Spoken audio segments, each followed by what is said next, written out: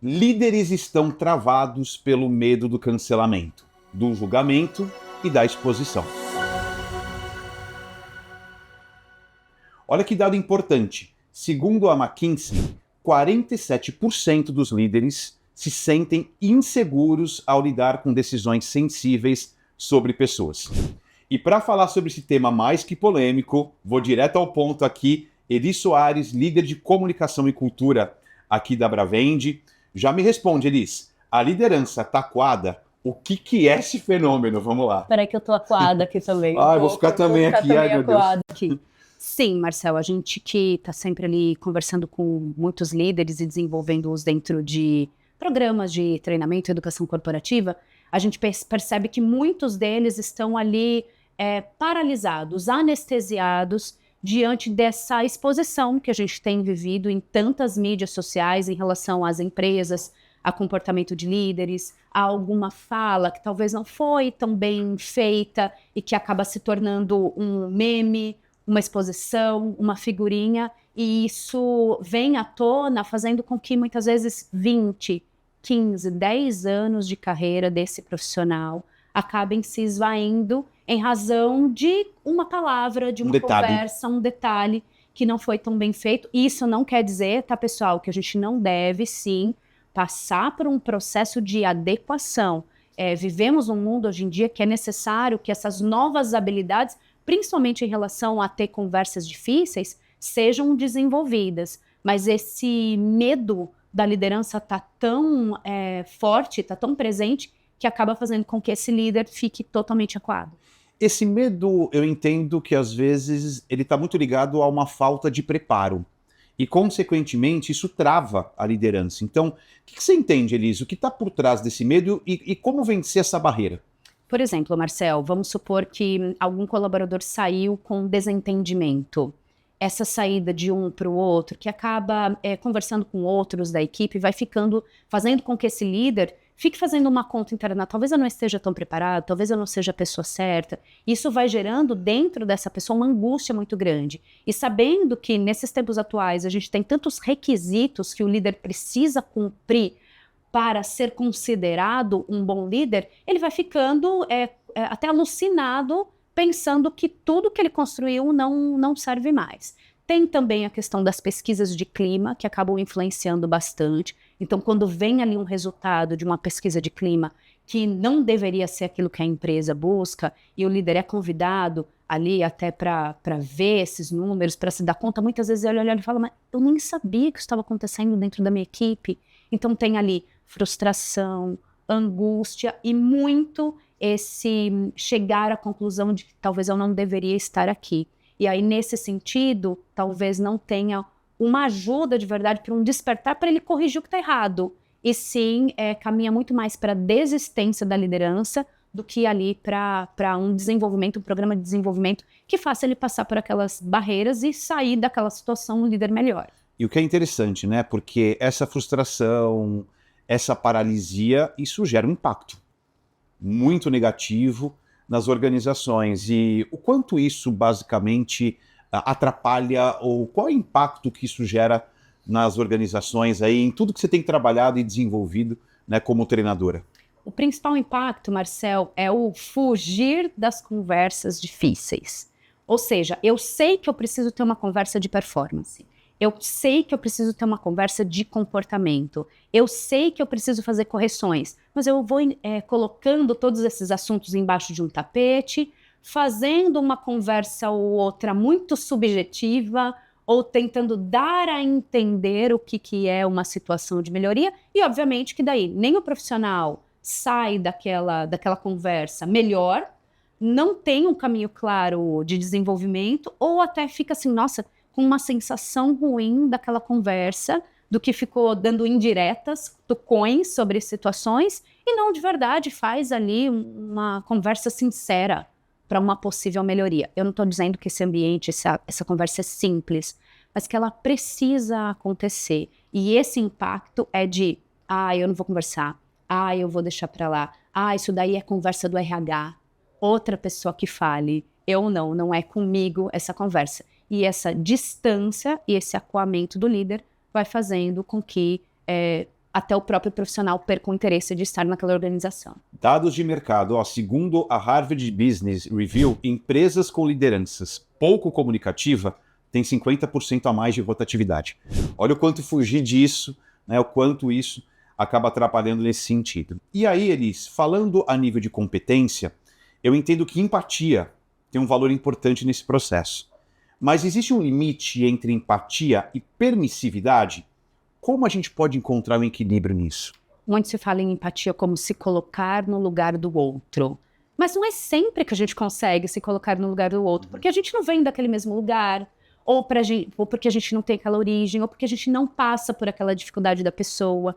Então é uma empatia de entender como que o outro quer ser tratado a partir daquela situação. E sempre com o objetivo de, olha, eu preciso fazer com que você seja melhor na performance e no comportamento, para que a gente haja desenvolvimento. Só que não é a minha maneira, é a maneira como para você faz mais sentido a gente gerar esse desenvolvimento. E como muitas vezes essa empatia é colocada como algo de que você precisa ali apoiar ou ser compreensivo, acaba permitindo que qualquer tipo de entrega de resultado ou de comportamento seja aceitável. Então, passa muito por uma decisão desse líder de entender que sim, eu preciso entender como é que esse ambiente e esse resultado vai se encaixar a partir das habilidades do outro, mas sempre trazendo de que dali para melhor, dali para a gente se desenvolver ainda mais. E para isso pode fazer coisa simples, Marcel, sabe o quê? Perguntar. Pergunta para o outro. Temos esse momento, esse fato que estamos agora. Para a organização, para a empresa, para a equipe, a gente precisa que seja um passo à frente. Como você se vê evoluindo para chegar adiante? O que você precisa que eu faça por você para que a gente consiga evoluir?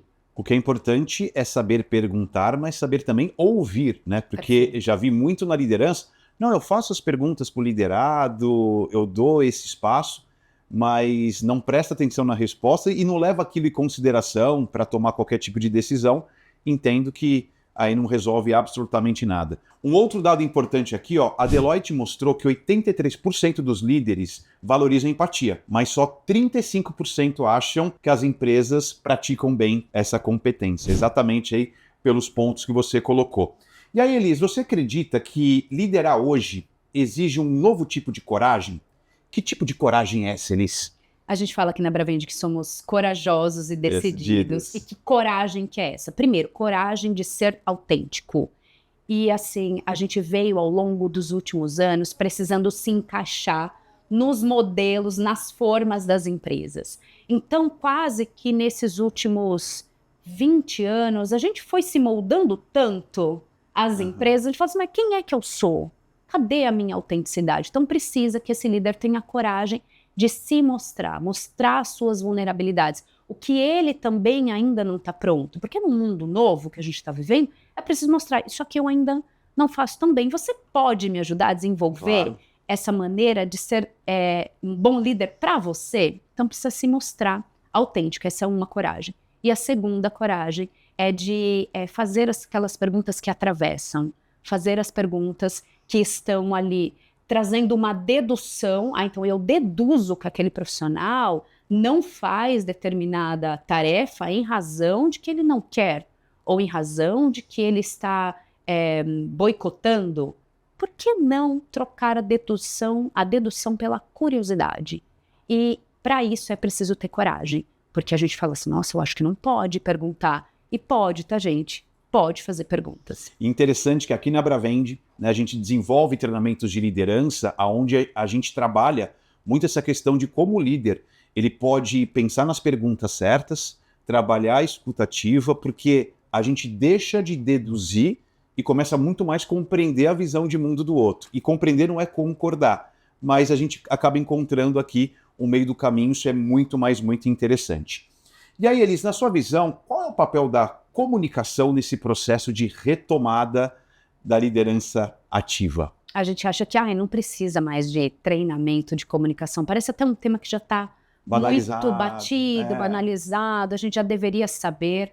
Eu destaco dentro de comunicação 2 pontos que são muito aplicáveis para o que a gente vive hoje. Primeiro, atenção plena. A gente está cada vez mais sendo roubado da nossa atenção, quase que hackeado. Então é preciso que para a gente conseguir minimamente ter uma boa conversa, que a gente se vá, onde é que eu estou agora? Agora eu estou aqui com o Marcel falando sobre esse fenômeno que é a liderança acuada. Eu preciso me situar, me ajustar. E o segundo, essa escutativa que você trouxe, que é além daquela escuta de elevador, que é a musiquinha que está tocando, vai além de você só selecionar aquilo que interessa para você, vai além de você de verdade perceber tudo que está sendo dito e dar o tempo para ouvir o outro, vai de verdade na escutativa ouvir o que não está sendo dito. E aí esse líder com essa capacidade de também perceber as emoções, até quando a pessoa concorda querendo discordar, ou quando ela discorda em razão de um histórico, eu posso perguntar, será mesmo que ela está discordando? Onde é que está o ponto que a gente tem de ligação? Então, se o líder se colocar de verdade com atenção plena e trabalhar a escutativa, certamente todas essas conversas e esses momentos eles ficarão mais facilitados para sair um pouco dessa sensação de que eu estou preso ali no cantinho. E você entende, Elis, que o líder, é papel da liderança hoje adotar uma postura com interesse genuíno no outro.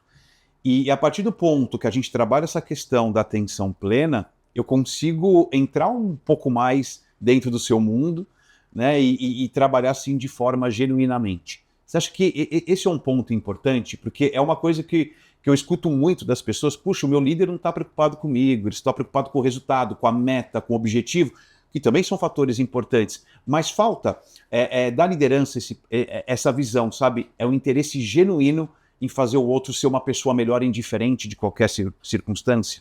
Então vamos lá, Marcel, olha só, a gente tem essa situação do líder estar de maneira geral acuado.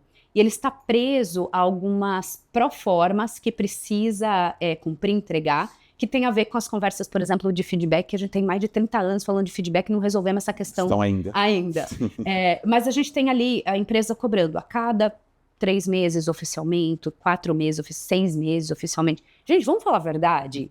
Feedback a cada 3 meses? 3 meses é uma vida.